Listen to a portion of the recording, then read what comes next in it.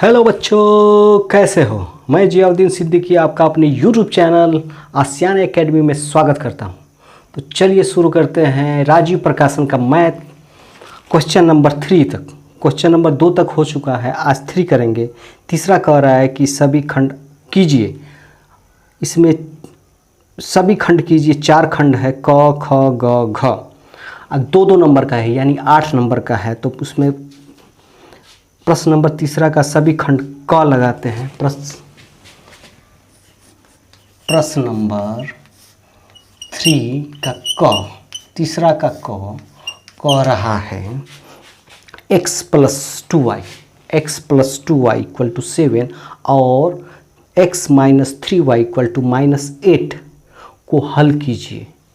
सवाल कह रहा है x + 2y = 7 और x - 3y = -8 को हल कीजिए। तो इसको हल करते हैं। कह रहा है x + 2y = 7 और x - 3y = -8 को हल कीजिए। ये 2 चर वाला रेखीय समीकरण है। इसको हल करने के लिए 3 विधि है। ये 2 चर वाला रेखीय समीकरण है। इसको हल करने के लिए 3 विधि है। पहला विधि है प्रतिस्थापन विधि, दूसरा है विलोपन विधि और तीसरा है वज्र गुणनफल विधि। तो देखते हैं, इसको हल करते हैं। तो हल करने के लिए हम लोग क्या करेंगे, उत्तर लिखेंगे। तो उत्तर में पहला समीकरण लिखेंगे x + 2y = 7, x - 3y = -8। इसको समीकरण 1 मानेंगे, इसको समीकरण 2 मानेंगे। इसको हल करने के लिए 3 विधि है, फिर से लिख दे रहे हैं, इसको याद रखिएगा। विस्थापन विधि,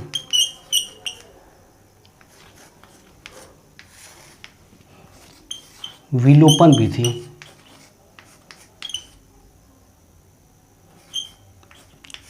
प्रतिस्थापन विधि, प्रतिस्थापन विधि, विलोपन विधि, प्रतिस्थापन।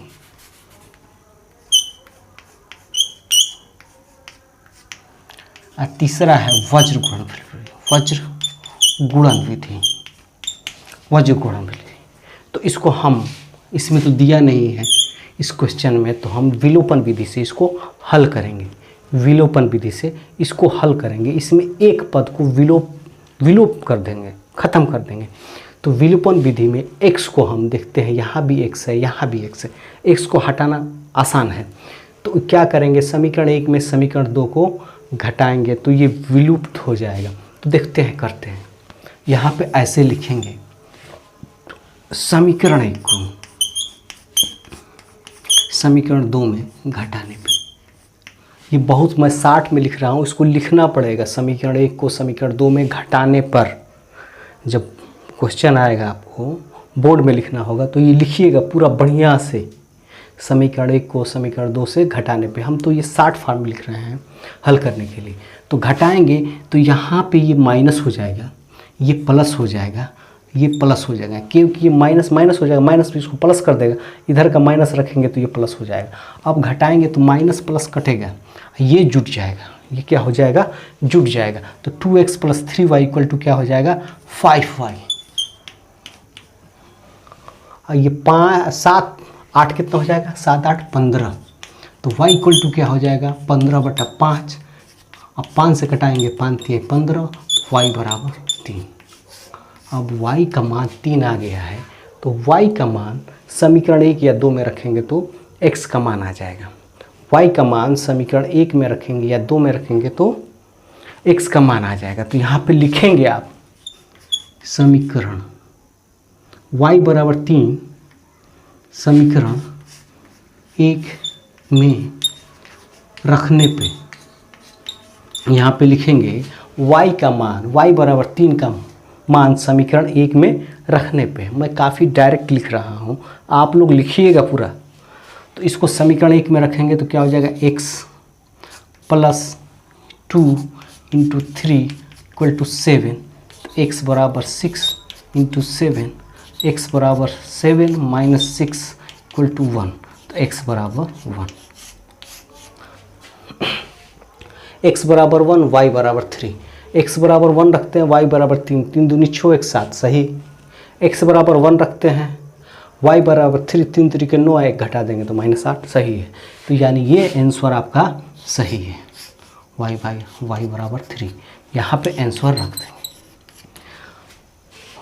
तो इसको पहले उतार लीजिए, इसको उतार लीजिए। ये वीडियो आपको पसंद आ रही है तो प्लीज़ इसको लाइक करिए, सब्सक्राइब करिए, शेयर करिए, अपने दोस्तों में शेयर करिए, इस वीडियो को शेयर करिए अपने दोस्तों में। तीसरा का ख के क्वेश्चन कर रहा है, तीसरा का ख, गुणनखंड विधि से समीकरण √2x² + 7x + 5√2 = 0 के मूल ज्ञात कीजिए। तीसरा का ख कह रहा है कि गुणनखंड विधि से समीकरण √2x² + 7x + 5√2 = 0 के मूल ज्ञात कीजिए। तो ये द्विघाती समीकरण का सवाल है, इसके दो मूल प्राप्त होंगे। इसको हल करना काफ़ी आसान है, दो मेथड होते हैं, तीन मेथड, वैसे तो तीन मेथड है। तो इसको हम गुणनखंड विधि से इसको हल करेंगे। हाँ, फैक्टराइजेशन मेथड, उसके बाद से है सिद्धाचार्य मेथड, इसके बाद से स्क्वायरिंग मेथड। तो इसको देखते हैं ये सवाल क्या कह रहा है। प्रश्न नंबर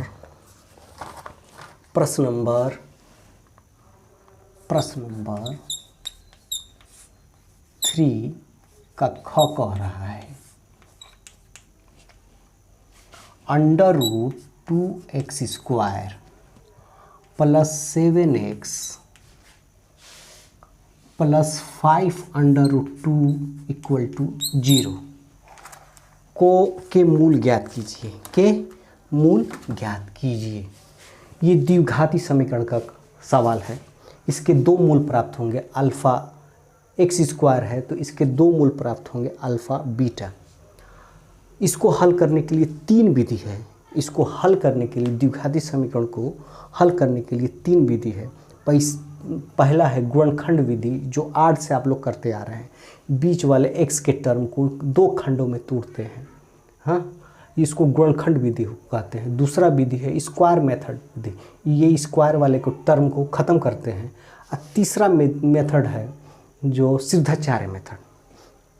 तो इसमें तो तीन को कोई कह नहीं रहा है, जो आसान रहे तो उसको कर सकते हैं। तो हमको आसान लगता है गुणनखंड विधि। तो ये वाले बीच वाले टर्म को दो भागों में ऐसे खंड करना है, बीच वाले टर्म को दो भागों में, इसको टर्म को ख़त्म करना है, दो भागों में तोड़ना है। तो इसको तोड़ने के लिए एक सिस्टम है, उस सिस्टम से लगाएंगे तब ये सवाल होगा। सिस्टम ये है कि x² का गुणनफल आप +c से गुणा करेंगे, जो मान आएगा उसका जो दो फैक्टर में करेंगे तो वो उसको हल होगा। जैसे देख लो इसको कैसे हल करेंगे। तो पहले क्या करेंगे आप इसे देख लीजिए, उत्तर में हम क्या करेंगे, √2 × 5√2, √2 2 हो जाएगा, 5 ये 10 हो जाएगा। अब 10 को ऐसा फैक्टर, इसका ऐसा खंड करिए, दो भागों में करिए कि जोड़ने या घटाने पे 7 आ जाए। तो 5 दूनी 10, 5 दूनी 10। अब 5 को 2 को जोड़ेंगे तो 7 आ जाएगा। तो इसको जो हम 2x + 5x लिख सकते हैं।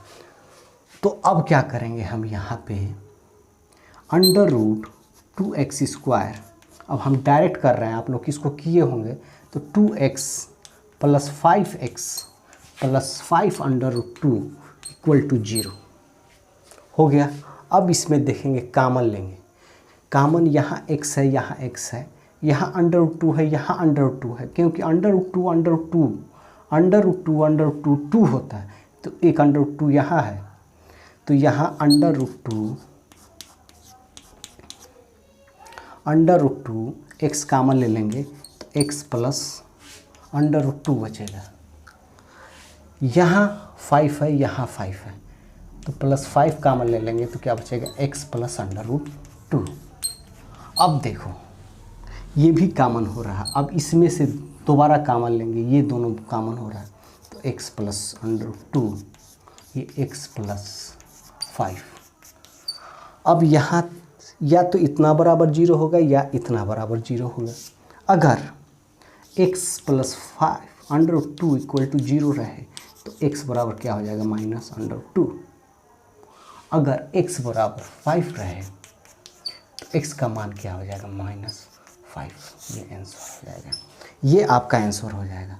तो x के दो मान प्राप्त होंगे, -√2 -√5।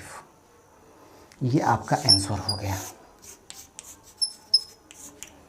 इसको ऐसे लगाना पड़ेगा। तो चलिए इसको उतारिए। तीसरे का गौ क्वेश्चन कह रहा है, तीसरे का गौ क्वेश्चन कह रहा है कि k का मान ज्ञात कीजिए यदि बिंदु 8 1 k-4 और 2-5 संरेख हैं।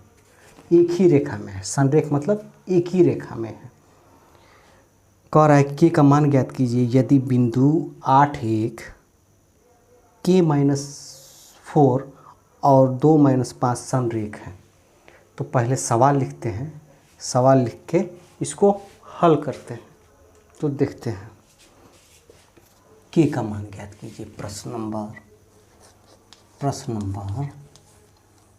3 का ग। बिंदु दिया हुआ है, बिंदु दिया हुआ है। कौन कौन से बिंदु दिए हैं, 8 1,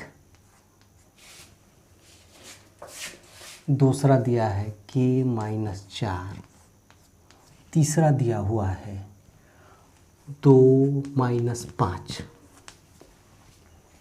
ये 3 बिंदु दिए हुए हैं। तो उसमें k का मान क्या होगा अगर ये बिंदु संरेख है, एक ही रेखा पे है। जब एक ही रेखा पे बिंदु होता है तो बिंदु का क्षेत्रफल 0 होता है। तो 3 बिंदुओं का क्षेत्रफल, निर्देशांक ज्यामिति में पढ़े हैं, 3 बिंदुओं का क्षेत्रफल तो वो 0 हो जाएगा। तो उस संरेख हल करेंगे तो संरेख का फार्मूला होता है, उत्तर लिखेंगे, बिंदु संरेख का फार्मूला होता है, बिंदु संरेख का फार्मूला होता है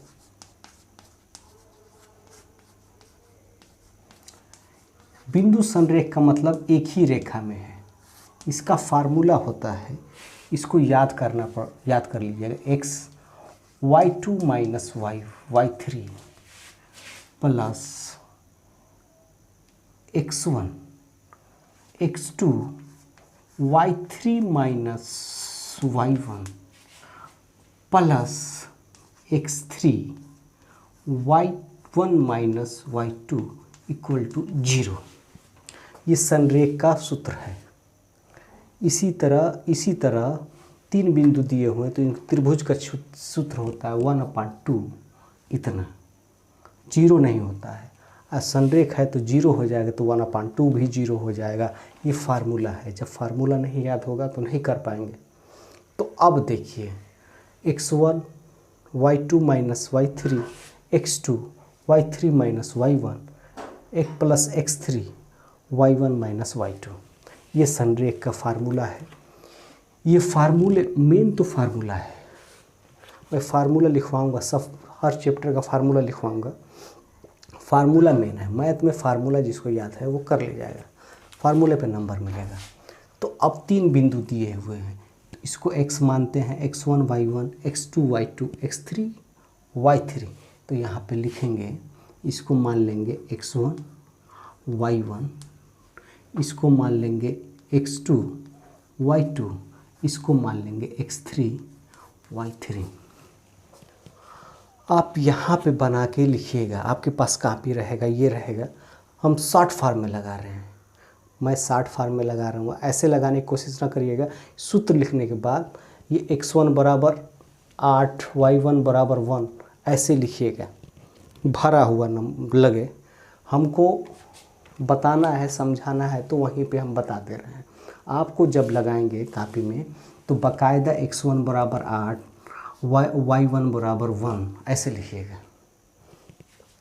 तो अब हम इस पे मान रखते हैं, अब हम इस पे मान रखते हैं। x1 बराबर 8 y2 minus y3, y2 minus y3, y2 minus y3, ठीक है, सही है, सब मान सही है। तो y2 माइनस y3, तो y2 क्या है -4, माइनस माइनस मिलके +5 हो जाएगा। x2 के y3 माइनस y1, y3 क्या है -5 और -1 प्लस x3 2 है, x3 2 है, y1 माइनस y2 1 अब माइनस माइनस मिलके +4 इक्वल टू 0, राइट। अब हो जाएगा -4 + 5, इसको हल करना जानते हैं आप। +5 में से 4 निकाल देंगे तो 1 बचेगा, तो इंटू 1 हो जाएगा। -6 अब -1 -7, -5 -1 -5 -1 -6 होगा, तो ये हो जाएगा -6 के।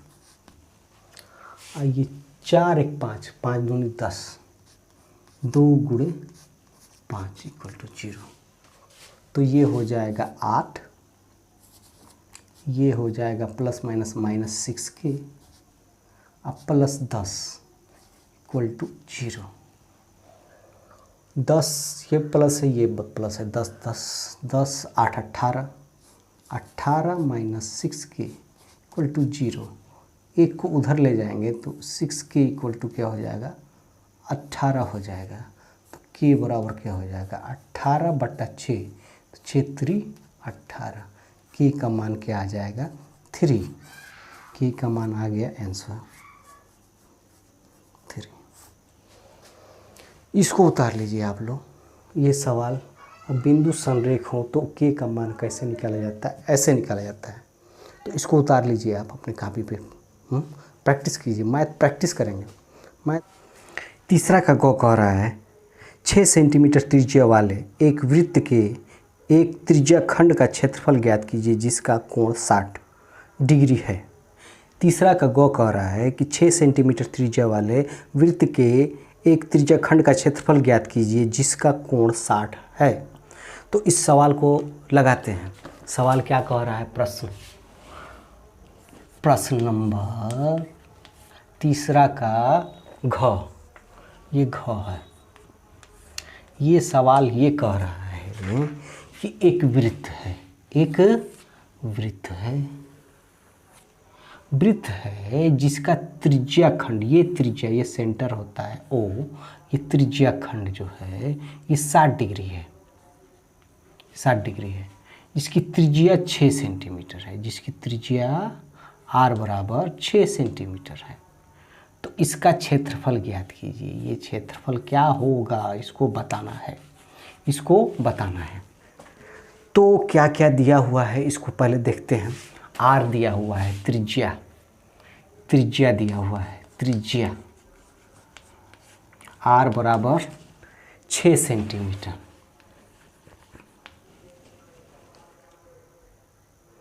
वृत्त दिया हुआ, और कुछ नहीं दिया है। पूछ क्या रहा है, त्रिज्या खंड का क्षेत्रफल। त्रिज्या खंड का क्षेत्रफल क्या होगा, वाट क्या होगा। तो इसको हल करते हैं। तो त्रिज्या खंड का क्षेत्रफल जिसको फार्मूला याद रहेगा वही ना हल कर पाएगा इसको, और तो कोई फंडा है नहीं। त्रिज्या खंड का फार्मूला याद होना चाहिए आपको। तो इसको हल करने के लिए इसका उत्तर लिखेंगे। तो सबसे पहले क्या लिखेंगे, त्रिज्या खंड का क्षेत्रफल का क्षेत्रफल। अब क्षेत्रफल जिसको याद होगा वो लिखेगा। तो क्या होता है, θ/360। वृत्त का फार्मूला जो क्या होता है, πr²। इसको याद करना बहुत आसान है। ये वृत्त का क्षेत्रफल πr² है। ये कितना थीटा बना रहा है, थीटा में 360, टोटल एंगल 360 होगा। 360 से डिवाइड कर देंगे तो वो ये इसका त्रिज्या खंड का क्षेत्रफल हो जाता है। तो मान रखते हैं। अब थीटा बराबर तो दिया है, थीटा बराबर आपको 60 डिग्री। यहाँ पे थीटा बराबर 60 डिग्री दिया हुआ। अब मान रख देते हैं, हल कर देते हैं। काफ़ी आसान, अच्छा सवाल है। तो ये हो जाएगा 60/360। पाई का मान क्या होगा? 22/7। आर का मान 6 है, तो पाई इंटू 22/7 गुणे आर का मान 6 गुणे 6 का स्क्वायर 6 गुणे 6 हो जाएगा। डायरेक्ट लिख दे रहे हैं हम। आर का मान 6, स्क्वायर का मतलब होता है 6 गुणे 6। 0 से 0, अच्छा 6 का 36, 1 6 से ये 6 कट गया। अब क्या बचा आपका? या लिखो इसको 3.14 22/7 का मान इंटू 6 कर दो। अब इससे मल्टीप्लाई कर दो। 6 चौके 24, 24 का 4, 6 चौके 24 का 4 हासिल 2, 6 करने 6, 6 2 8, अच्छे 3 18 सेंटीमीटर क्षेत्रफल है, तो स्क्वायर हो जाएगा। तो उत्तर क्या हो जाएगा? 18.84। ये आपका सेंटीमीटर स्क्वायर। फार्मूला मेन था इसमें, इस सवाल में फार्मूला मेन था। फार्मूला जिसको याद रहेगा वो कर ले जाएगा। तो अगर ये वीडियो आपको पसंद आ रही है तो प्लीज़ अपने दोस्तों में शेयर करिए, लाइक करिए, सब्सक्राइब करिए। तो इसको उतार लीजिए। में संख्या है। चौथा क्वेश्चन नंबर चौथा, सभी खंड कीजिए। क कह रहा है सिद्ध कीजिए कि 1/√2 अपरिमेय संख्या है। अपरिमेय संख्या है। चौथा प्रश्न नंबर चौथा का क कह रहा है कि सिद्ध कीजिए कि 1/√2 अपरिमेय संख्या है। अपरिमेय संख्या है। ये सिद्ध करना है, प्रूव दैट। सिद्ध करना है कि सिद्ध करना है, सिद्ध करना है। तो ऐसे सवाल को हल करने के लिए हम लोग क्या करते हैं? हम लोग मान लेते हैं कि ये क्या है, एक परिमेय संख्या है, और उसका विरोधाभास प्रूफ कर देते हैं, आ जाता है। तो हम मानेंगे, इसको हल करेंगे ऐसे, हल करेंगे ऐसे। उत्तर में इसको हल करेंगे कि माना 1/2 परिमेय संख्या है।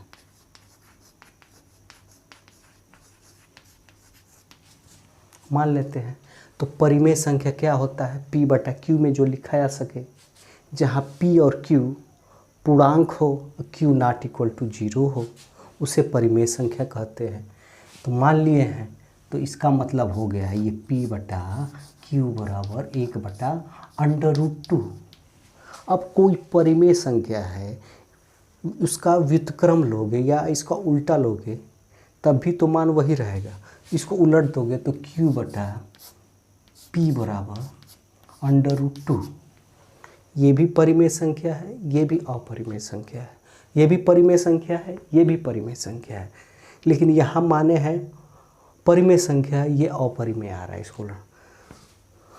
तो यहाँ पे लिखेंगे P/Q तथा Q/P परिमेय संख्या है। जबकि √2 अपरिमेय है। अतः ये विरोधाभास होता। अतः यह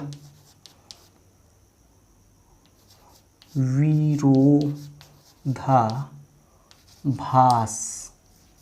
है। इसलिए 1/√2 अपरिमेय संख्या है। ये सवाल लगना है, ऐसे सवाल लगेगा। अगर ये वीडियो आपको पसंद आ रही है तो प्लीज़ अपने दोस्तों में शेयर करिए, लाइक करिए, सब्सक्राइब करिए। इसको उतार लीजिए। प्रश्न नंबर 4 का ख कह रहा है कि जांच कीजिए कि क्या x+1 का whole square equal to 2√x-3 द्विघात समीकरण है। चौथे का ख कह रहा है कि जांच कीजिए कि क्या x+1 का होल स्क्वायर इक्वल टू 2 कोष्ठ में x-3 द्विघाती समीकरण है। सवाल क्या कह रहा है? प्रश्न नंबर 4 का ख कह रहा है जांच कीजिए कि x+1 का whole square equal to 2+x+3 द्विघाती समीकरण है। तो द्विघाती समीकरण है, जांच करना है। तो ये बहुत आसान सवाल है। तो इसको उत्तर लिखेंगे इसका हल में। उत्तर a+b के होल स्क्वायर पे तोड़ देंगे इसको। a+b के होल स्क्वायर पे तोड़ देंगे तो ये हो जाएगा आपका, डायरेक्ट लिख दे रहे हैं यहाँ पे, x² + 1² + 2xy यानी x × 1 बराबर, ये 2x हो जाएगा, इससे मल्टीप्लाई करेंगे +6 हो जाएगा। फिर यहाँ पे हो जाएगा आपका x² + 1 + 2x = 2x + 6 + 2x + 2x cut जाएगा। ये बराबर के उधर जाएगा या ये इधर आएगा, x² + 1 -6 = 0। तो x², ये एक घट जाएगा तो -5 = 0। ये द्विघाती समीकरण है। x² है क्योंकि द्विघात है, अतः द्विघात है।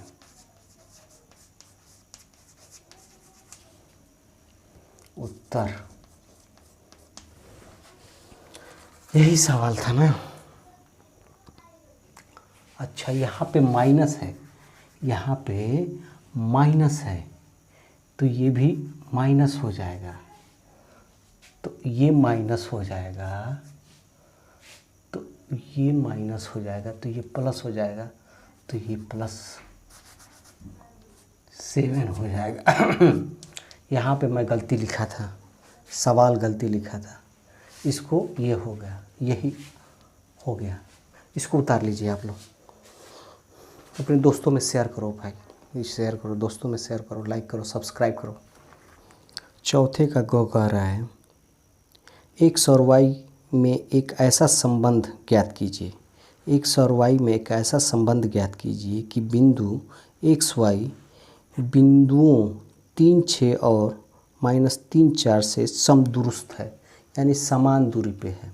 एक ऐसा संबंध ज्ञात कीजिए कि x और y में एक ऐसा संबंध ज्ञात कीजिए कि बिंदु x y बिंदु 3, 6 और -3, 4 से समदूरस्थ है। सवाल देखिए क्या कह रहा है। प्रश्न 4 का ग, x y में संबंध ज्ञात कीजिए। x और y में संबंध ज्ञात करें।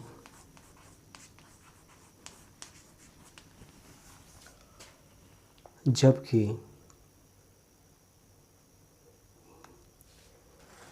बिंदु x y बिंदुओं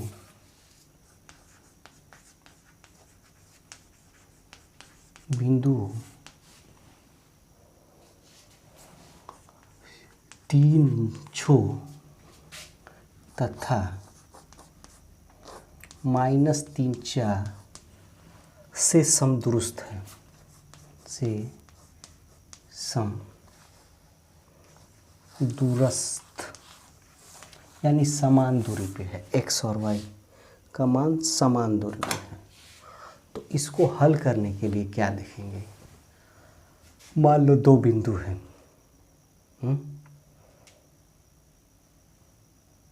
तो एक ऐसा पॉइंट है कि ये समान दूरी पे इसको काट रहा है, ये कोई रेखा है, एक ऐसा x पॉइंट है, x और y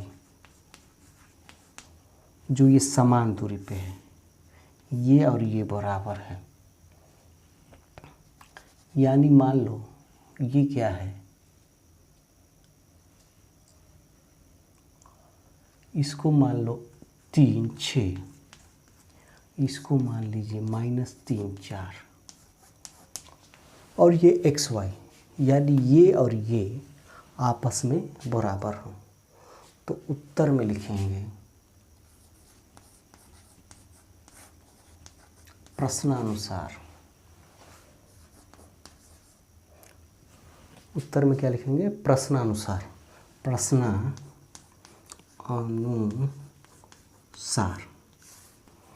2 बिंदुओं के बीच की दूरी क्या फार्मूला होता है, √x2 - x1 का whole square plus y2 - y1 का होल स्क्वायर। सिमिलरली वैसे इधर भी हो जाएगा, x2 - x1 का whole square plus y2 - y1 का होल स्क्वायर। अब इसका मान रख दीजिए, अब दोनों तरफ वर्क करेंगे तो ये भी अंडर रूट खत्म हो जाएगा।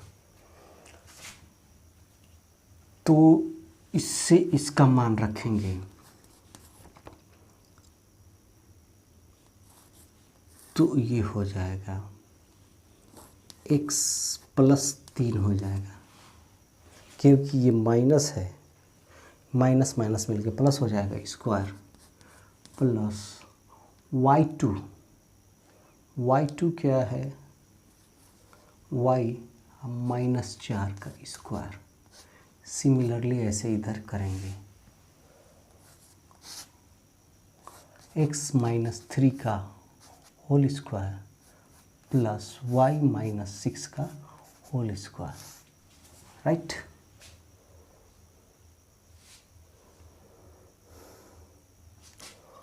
अब क्या करेंगे, दोनों तरफ वर्क करने पे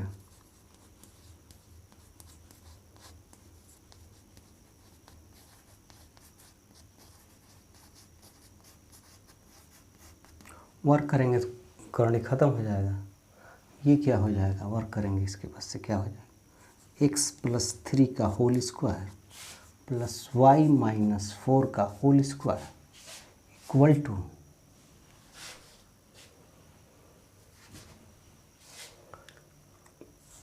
x - 3 का होल स्क्वायर प्लस y - 6 का होल स्क्वायर। चाक ख़त्म है।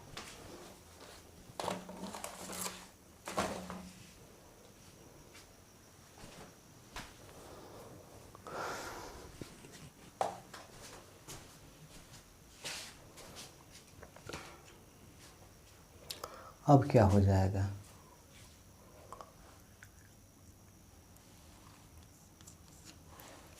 इसको तोड़ते हैं,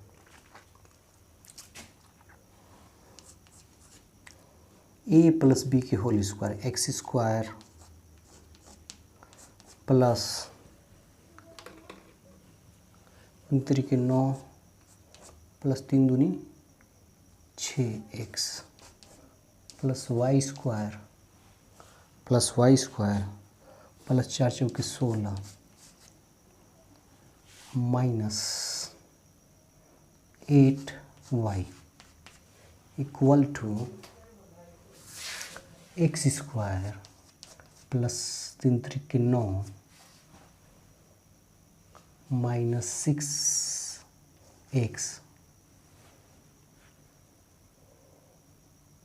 plus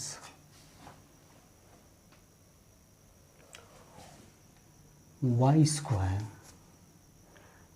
plus 36 minus 12 y, right.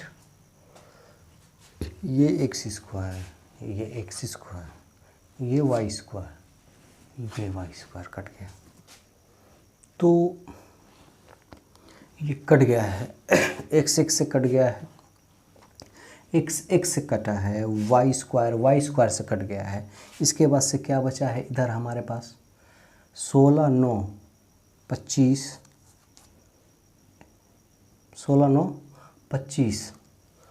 अब क्या हुआ, plus 6x minus 8y equal to, इधर क्या बचा,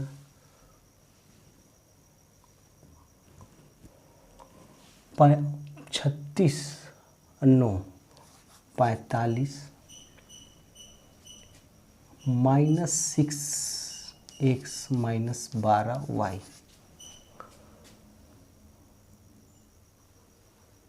नंबर को बराबर के उस साइड ले जाएंगे, अचर वाली राशि को इधर लेके आएंगे, तो ये हो जाएगा 6x plus 6x minus 8y,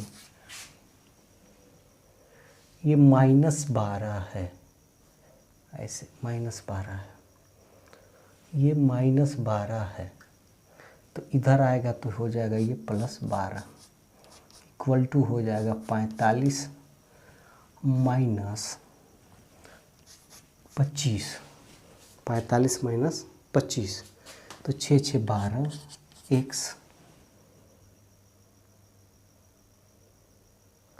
ये घट जाएगा तो कितना हो जाएगा, ये y है,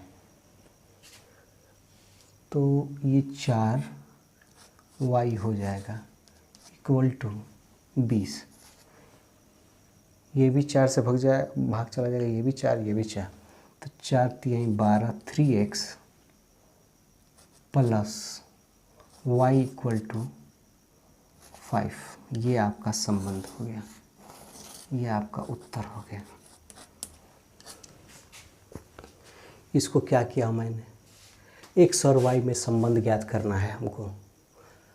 बिंदु x और y जो दो बिंदुओं से समदूरस्थ है, तो समदूरस्थ यानी समान दूरी पे है, तो प्रश्नानुसार ये दोनों बिंदुओं के बीच की दूरी का फार्मूला रख देंगे, हल करेंगे तो 3x plus Y equal to 5 ये आया है। इसको उतार लीजिए। अगर ये वीडियो पसंद आ रही है आपको तो प्लीज़ दोस्तों में सब्सक्राइब करिए, दोस्तों में शेयर करिए, सब्सक्राइब करिए। चौथे का घ कह रहा है, चौथे का घ सवाल कह रहा है, एक लंबवृत्तीय शंकु की त्रिज्या 6 सेंटीमीटर और ऊंचाई 8 सेंटीमीटर है, तो शंकु का वक्र पृष्ठ ज्ञात कीजिए। चौथे का घ कह रहा है, एक लंबवृत्तीय शंकु की त्रिज्या 6 सेंटीमीटर है और ऊंचाई 8 सेंटीमीटर है, शंकु का वक्र पृष्ठ ज्ञात कीजिए। शंकु बनाते हैं। सवाल,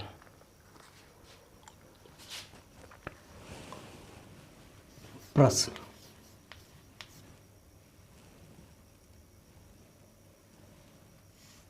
चौथे का घ कह रहा है, क्या कह रहा है सवाल देखते हैं। एक शंकु है,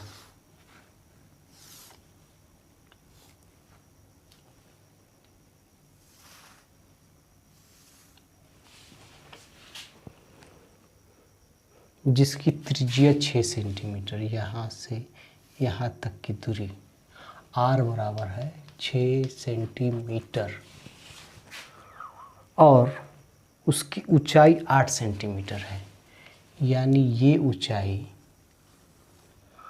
8 सेंटीमीटर है। तो शंकु का वक्र पृष्ठ ज्ञात कीजिए। इस सवाल में कुछ है नहीं, इस सवाल में शंकु का वक्र पृष्ठ का जिसको क्षेत्रफल मालूम होगा वो लगा लेगा। इस सवाल में कुछ है नहीं, सिर्फ फार्मूला है। फार्मूला जिसको याद रहेगा तभी मेंसुरेशन का सवाल वो लगा पाएगा। तो मेंसुरेशन का फार्मूला याद करना बहुत ज़रूरी है। तो शंकु का वक्र पृष्ठ का क्षेत्रफल होगा उत्तर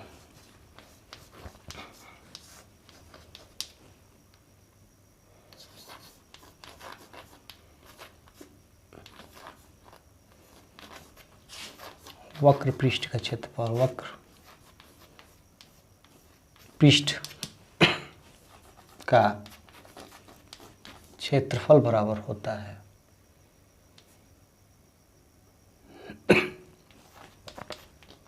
पाई आर एल। पाई आर एल,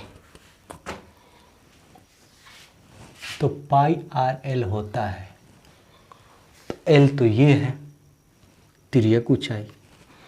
अब यहाँ पाइथागोरस लगेगा, अब यहाँ पाइथागोरस लगेगा। तो पाइथागोरस क्या कहता है, कर्ण पे बना वर्ग शेष दो भुजाओं की योग के बराबर हो। यानी एल बराबर क्या हो जाएगा, यल बराबर क्या हो जाएगा, अंडर रूट लंब का स्क्वायर प्लस आधार का स्क्वायर, लंब का स्क्वायर 8×8 64, आधार का स्क्वायर 36, जोड़ोगे 100, वर्गमूल निकालेंगे 10 आ जाएगा, एल बराबर 10। अब मान रख दें पाई आर एल, सवाल हो गया पाई का मान 3.14 गुणे आर 6 × 10 का इसमें गुणा करेंगे तो 31.4 गुणे 6, तो 6 चौके 24, 6 चौके 24 का 4 हासिल 2, 6 2 8, 6 3 18, 1 पॉइंट। सेंटीमीटर में है, सेंटीमीटर में है, सब सेंटीमीटर में है, तो ये सेंटीमीटर स्क्वायर हो जाएगा। तो ये आपका उत्तर हो जाएगा शंकु का वक्र पृष्ठ का क्षेत्रफल।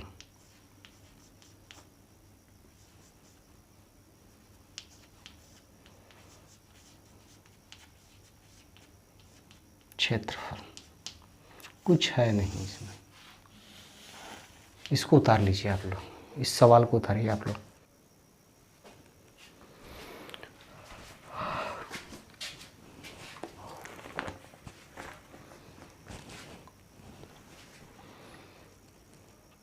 प्रश्न नंबर 5वां, जो 4 नंबर का क्वेश्चन आता है, प्रश्न नंबर 5वां मॉडर्न पेपर राजीव प्रकाशन का है। जो 5 नंबर का क्वेश्चन आता है, 4 नंबर का क्वेश्चन आता है। तो 5वां क्वेश्चन कह रहा है कि सभी खंड कीजिए। 4 खंड हैं, उसको हर 4 नंबर के 4 चौके 16 नंबर का क्वेश्चन है। तो 5वें का क कह रहा है कि एक त्रिभुज ABC बनाइए जिसमें BC 6 सेंटीमीटर, AB 5 सेंटीमीटर और कोण ABC 60 सेंटीग्रेड हो। फिर एक त्रिभुज की रचना कीजिए जिसकी भुजाएं त्रिभुज ABC की संगत भुजाओं की 3/4 गुनी हों। तो इसमें रचना करना है, इसमें रचना करना है। दिया क्या है आपका, BC = 6 सेंटीमीटर, AB = 5 सेंटीमीटर और कोण दिया हुआ है, एक त्रिभुज दिया हुआ है। और त्रिभुज के संगत फिर त्रिभुज की रचना कीजिए, एक त्रिभुज की रचना करना है जिसकी भुजा ABC की 3/4 गुनी हो। तो प्रश्न नंबर 5 का, प्रश्न नंबर 5 का क जो 4 नंबर में आता है, 4 मार्क्स में आता है, ये 4 नंबर का, उधर वाला 2 नंबर का था, ये 4 मार्क्स के आते हैं, 4 क्वेश्चन पूछे जाते हैं। तो इसमें आपको दिया है, क्या दिया है? दिया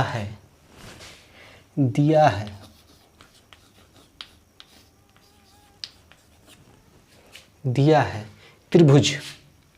त्रिभुज ए बी सी, त्रिभुज ए बी सी, जिसकी बी सी की भुजा, हाँ, जिसमें बी सी बराबर 6 सेंटीमीटर,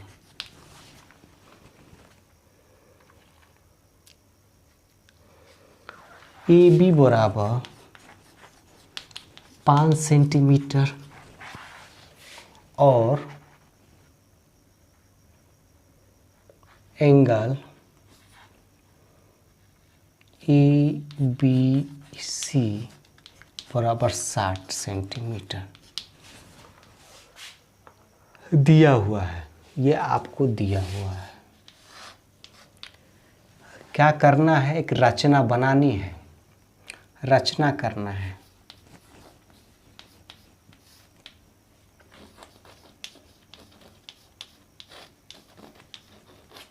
कैसी? त्रिभुज की, एक त्रिभुज की रचना करनी है, रचना करनी है जो त्रिभुज रचना करनी है, त्रिभुज ए बी सी की 3/4 गुनी है हो।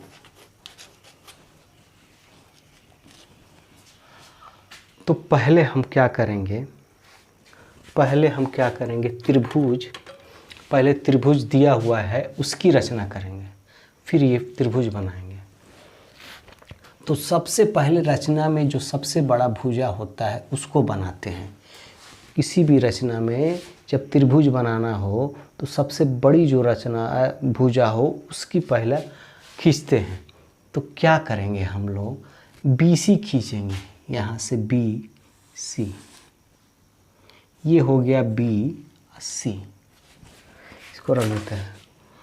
जो बी सी की लंबाई है 6 सेंटीमीटर खींच देंगे, इंची से नाप के 6 सेंटीमीटर खींच देंगे यहाँ से यहाँ तक, कोई दिक्कत नहीं है। उसके बाद से कह रहा है कि एक एंगल बनाइए ए बी सी, यानी बी से 60 डिग्री का कोण बनाना है। यहाँ से ये बी से ये 60 डिग्री का कोण बनाना है। तो कोण रचना करना है तो कोण बनाना जानते हैं, ऐसे लंगड़ा प्रकार लेंगे, ऐसे बना देंगे।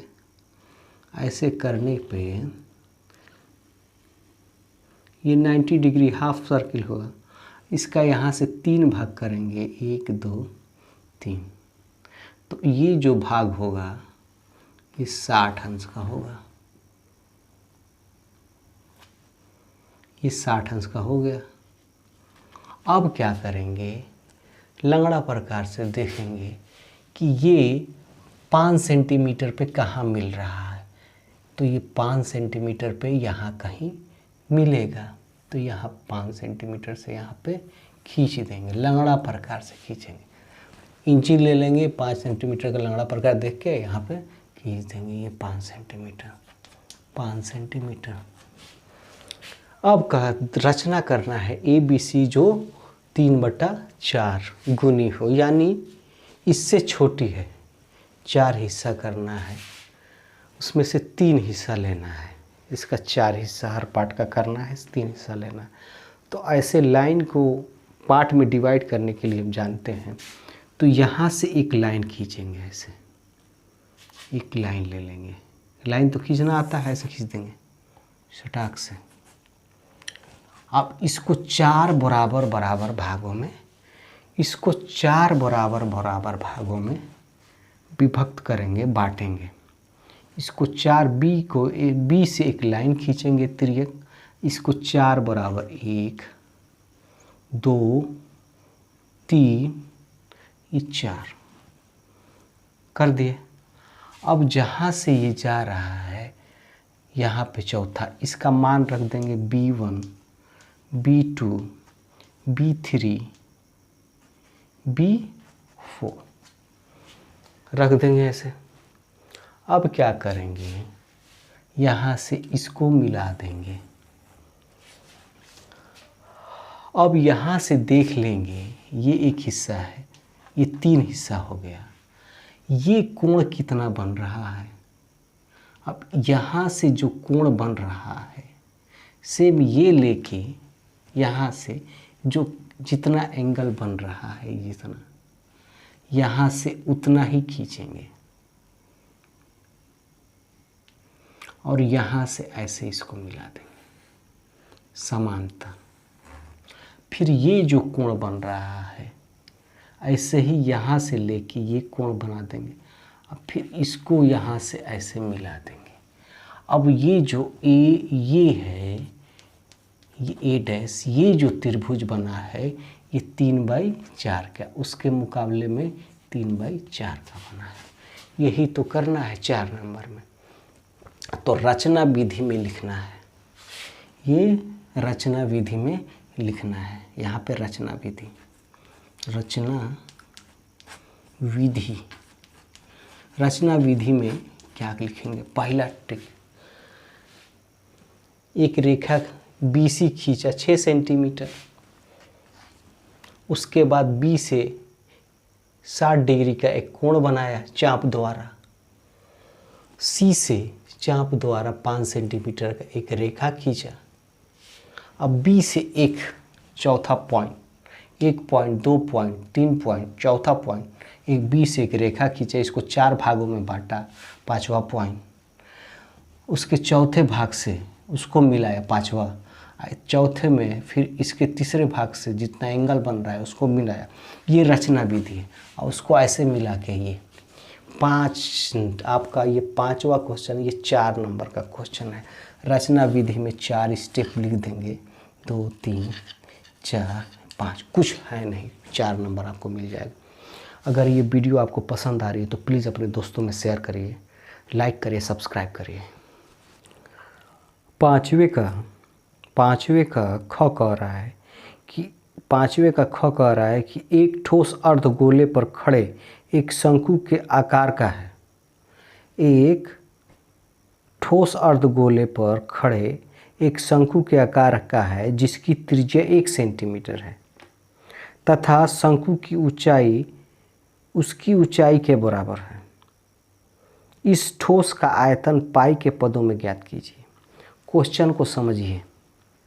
एक ठोस अर्धगोले पर खड़े एक शंकु के आकार का है जिसकी त्रिज्या 1 सेंटीमीटर है तथा शंकु की ऊंचाई उसकी त्रिज्या के बराबर है। शंकु की ऊंचाई उसकी त्रिज्या के बराबर है। उस ठोस का आयतन पाई के पदों में ज्ञात कीजिए। ये कह रहा है, प्रश्न नंबर 4 नंबर का क्वेश्चन है। ये कह रहा है, ये प्रश्न 5 का ख कह रहा है, जो 4 नंबर का है। एक अर्धगोला है। क्या है? एक अर्धगोला है। अर्धगोला, अर्धगोला, अर्धगोला। ये बोर्ड सही नहीं है, यहाँ पे चल नहीं पाता। अर्धगोला,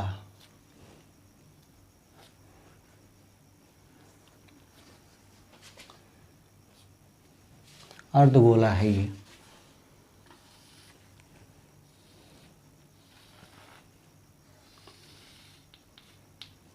उस पे एक शंकु लगा हुआ है ऐसे।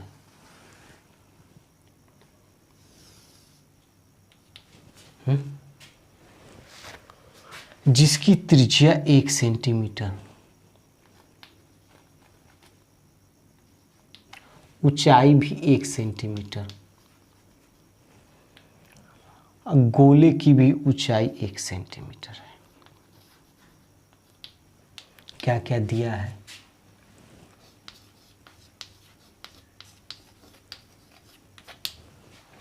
हल में उत्तर है, ये दिया है। शंकु का त्रिज्या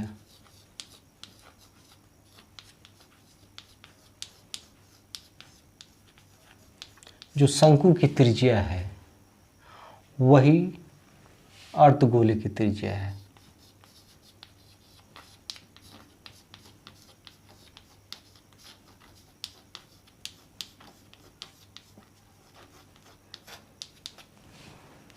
यानी 1 सेंटीमीटर, ये भी 1 सेंटीमीटर।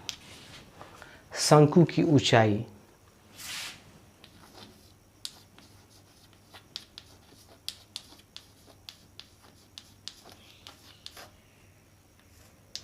एक सेंटीमीटर।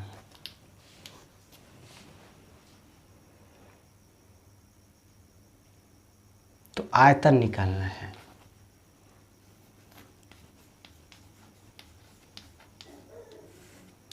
क्या होगा, हल करते हैं।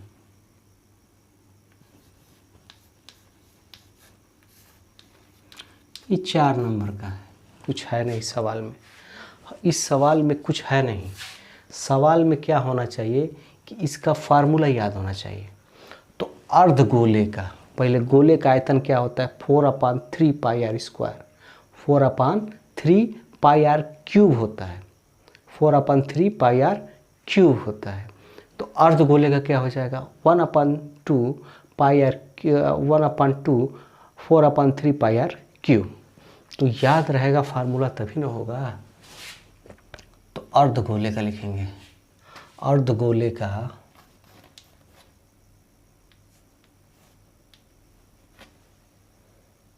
चल नहीं रहा, अर्धगोले का आयतन बराबर होता है 1/2, गोले का क्या होता है 4/3 पाई आर क्यूब। ये सेंटीमीटर में है, ये सेंटीमीटर में है, तो सेंटीमीटर में हो जाएगा।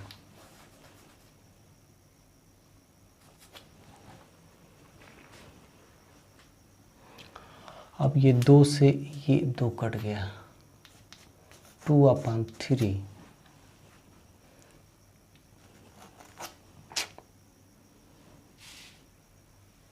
2/3 पाई, पाई के पद में तो लाना ही है, आर का मान 1 है, 1 का क्यूब सेंटीमीटर, यानी हो जाएगा 2/3 पाई, 2/3 पाई सेंटीमीटर क्यूब। अब निकालेंगे शंकु का आयतन।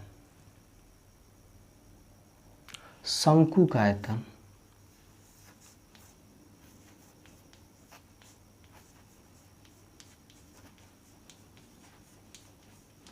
शंकु का आयतन जो होता है बेलन का 1/3 होता है, बेलन का 1/3 होता है। तो 1/3 पाई आर स्क्वायर, बेलन का क्या होता है पाई आर स्क्वायर, तो pi r square h, pi r square h centimetre cube. तो ये क्या हो जाएगा 1/3 पाई 1 का square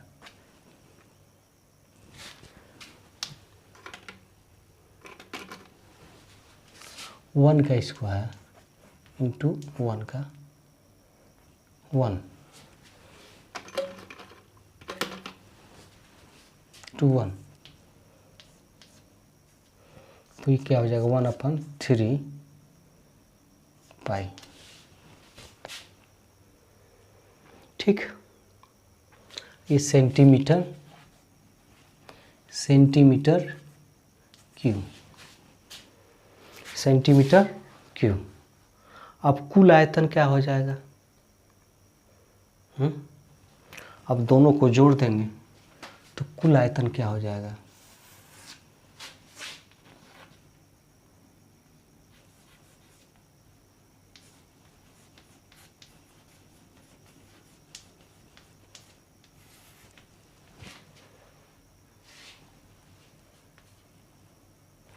to 2/3 pi r centimetre cube plus 1/3 pi r centimetre cube. इसको जोड़ेंगे तो ये 3 हो जाएगा, 3 + 1 सेंटीमीटर क्यूब पाई, यानी 3/3 पाई सेंटीमीटर क्यूब। पाई पाई से कट गया, पाई क्यूब, यही आंसर आ जाएगा। बहुत खराब पेंसिल चल रहा है यार। 4 नंबर का क्वेश्चन है। क्वेश्चन कुछ नहीं है, क्वेश्चन कुछ नहीं है। ये आपको शंकु दिया हुआ है, ये अर्धवृत्त दिया हुआ है,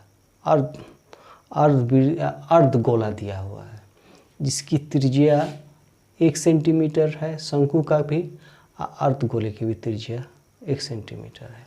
इसकी शंकु की ऊंचाई 1 सेंटीमीटर है। सब दिया हुआ है, बस क्या होना चाहिए, फार्मूला याद होना चाहिए आपको। फार्मूला याद रहेगा तो सवाल कर ले जाएंगे। कुछ नहीं, 4 नंबर आपको पक्का मिल जाएगा, कोई रोक नहीं सकता। अगर ये वीडियो आपको पसंद आ रही है तो प्लीज़ अपने दोस्तों में शेयर करिए कि उनको भी फ़ायदा हो। लाइक करें, सब्सक्राइब करें। चलिए इसको उतार लीजिए, इस क्वेश्चन को। इम्पोर्टेंट क्वेश्चन है, राजीव प्रकाशन का मैं सॉल्व कर रहा हूँ इसको। 5वें का ग कह रहा है, 5वें का ग, एक त्रिभुज ABC की भुजा BC पर एक बिंदु D इस प्रकार स्थित है कि कोण ADC बराबर कोण BAC है। दर्शाइए कि CA² बराबर CB × CD²। 5वें का ग कह रहा है, एक त्रिभुज ABC की भुजा BC पर एक बिंदु D इस प्रकार स्थित है कि त्रिभुज कोण ADC = कोण BAC है। दर्शाइए कि CA² = CB × CD है। तो क्या क्या दिया है, प्रश्न क्या है, ये है आपका प्रश्न 5 का ग। उत्तर में दिया है क्या दिया है,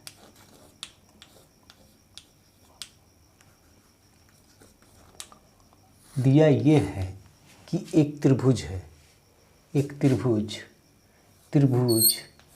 ABC की भुजा BC पर एक बिंदु D, त्रिभुज ABC पर BC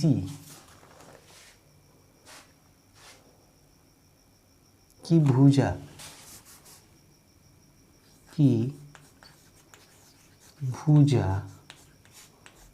BC पर D स्थिर है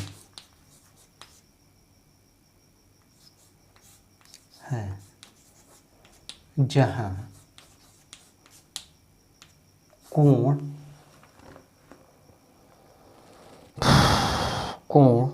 ADC = BAC, कोण ADC = कोण BAC।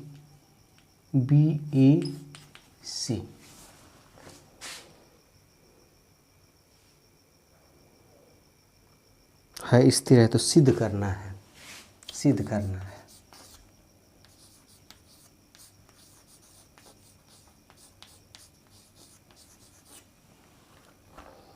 क्या सिद्ध करना है, CA² = CB CD। तो उत्पत्ति में लिखेंगे, पत्ती में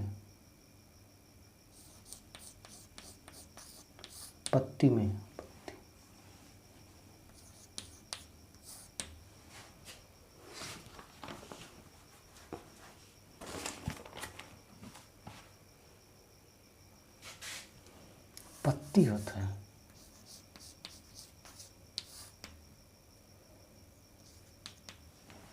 बनाते हैं त्रिभुज।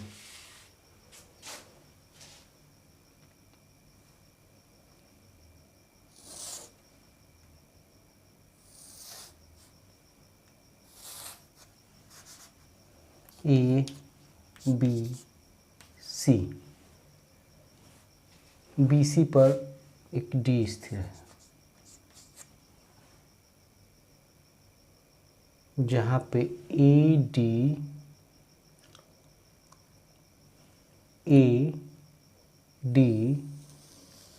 सी ये एंगल, बी ए सी ये एंगल बराबर है। ये तुमको दिया है तो सिद्ध करना है कि इतना बराबर इतना। इसमें तुमको दो त्रिभुज दिखाई दे रहा है, इसको आप ऐसे निकाल सकते हो।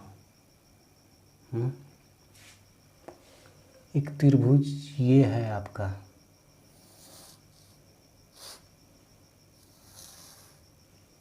ए डी सी, यार क्यों नहीं चलता है ये,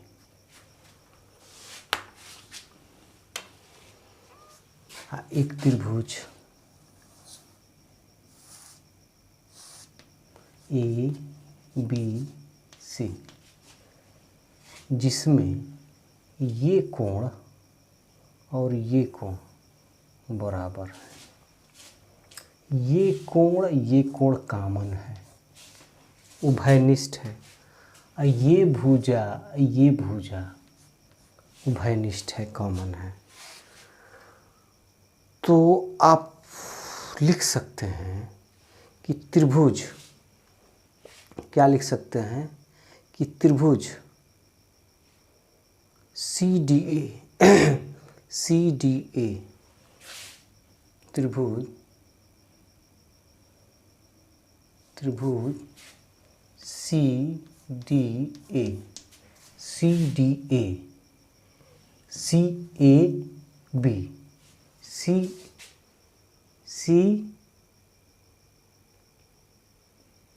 सी डी ए तथा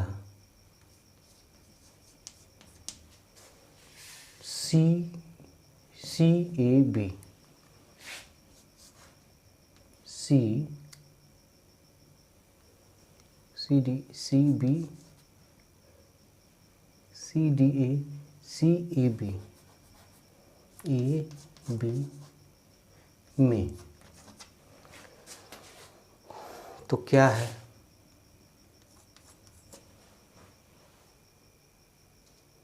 कुछ दिखाई दे रहा है। एंगल दिया है A D C equal to B C A दिया है। एक ये दिया हुआ है angle A C D equal to angle A C B उभयनिष्ठ है, कॉमन है। और ए सी इक्वल टू ए सी। तो एंगल साइड से समरूप है। आज जब बंदा समरूप हो जाता है तो भुजा का रेशियो बराबर हो जाता है। तो भुजा का रेशियो बराबर होने का मतलब, अब ये एंगल इसके बराबर है, ये एंगल इसके बराबर है। पहले इसको लेंगे इस एंगल पे, तो यानी AC बराबर, इस त्रिभुज में AC बराबर इस एंगल में BC हो जाएगा। हो गया।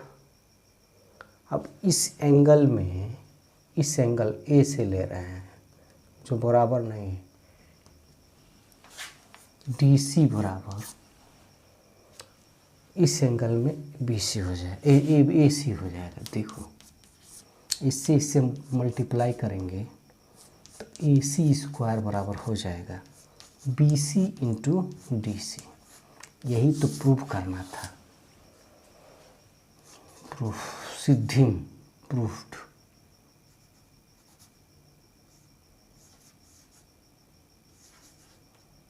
प्रूफ्ड सिद्ध।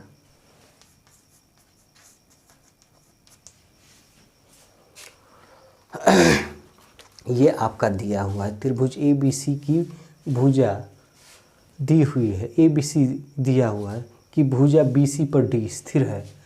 ये D स्थिर है, जहाँ पे ये कोण, जहाँ पे एंगल ADC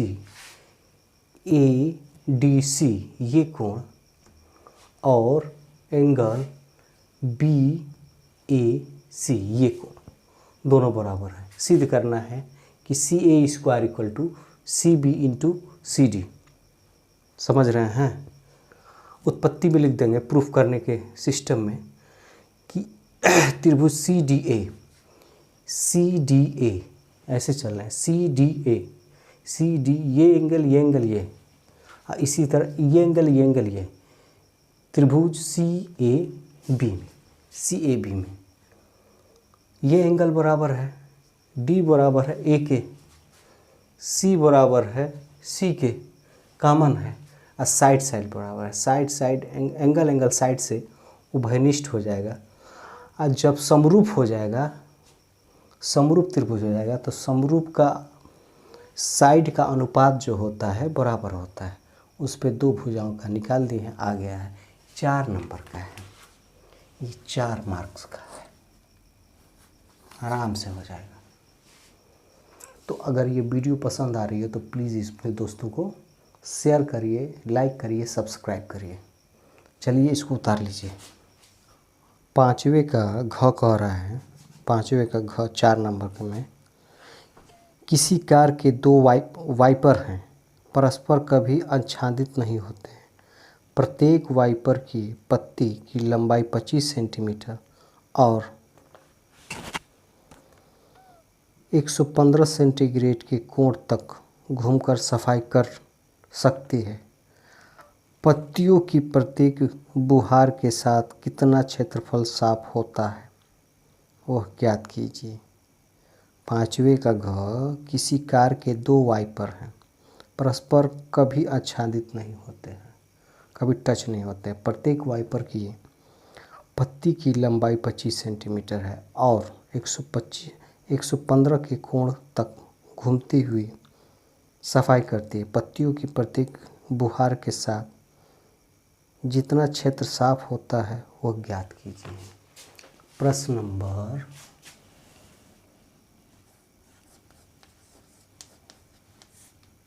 5 का घ है। सवाल क्या कह रहा है? सवाल ऐसे ये कह रहा है,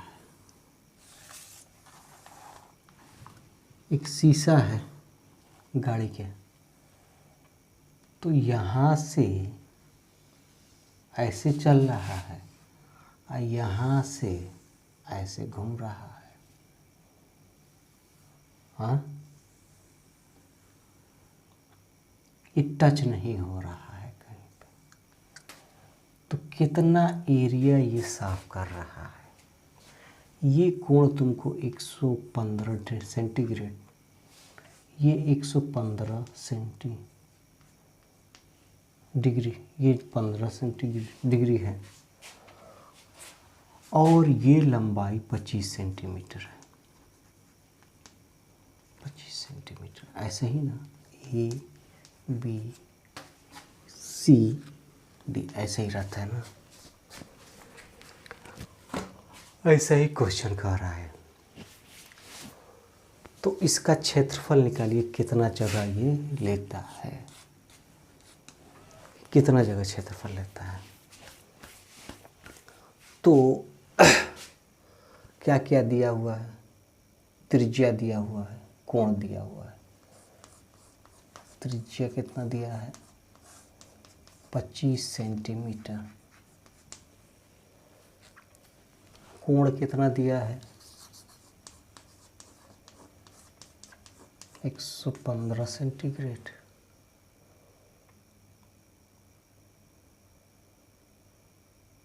तो त्रिज्या खंड का क्षेत्रफल बराबर होता है त्रिज्या खंड का क्षेत्रफल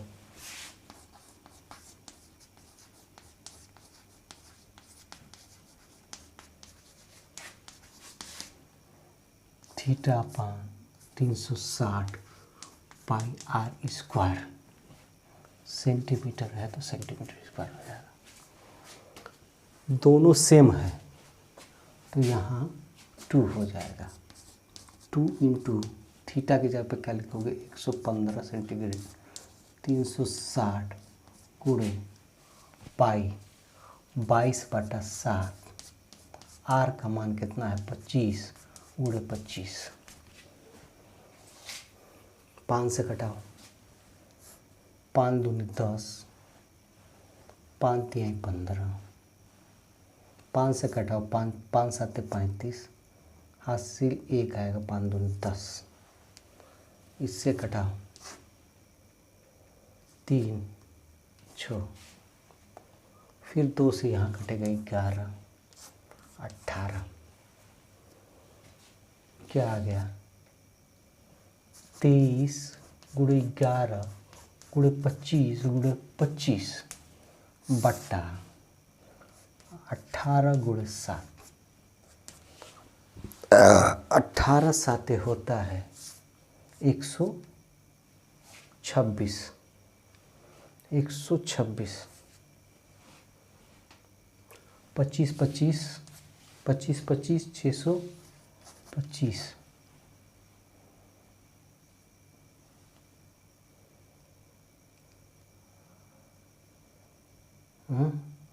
गुणे 11 23 सेंटीमीटर स्क्वायर। अब इसको हल करेंगे।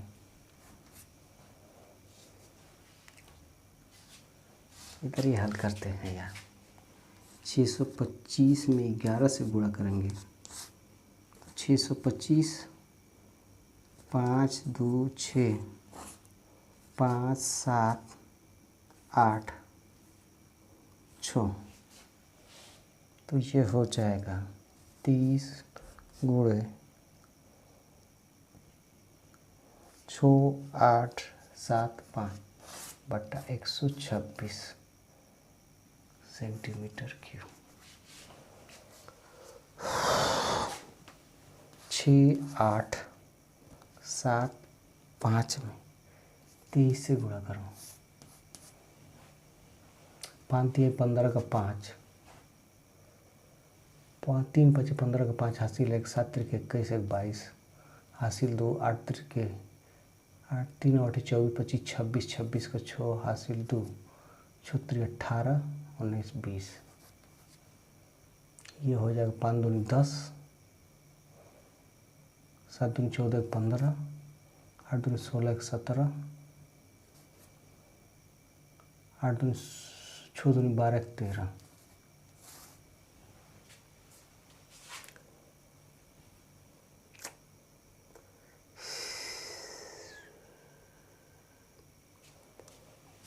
पाँच 2 11 8 5 1।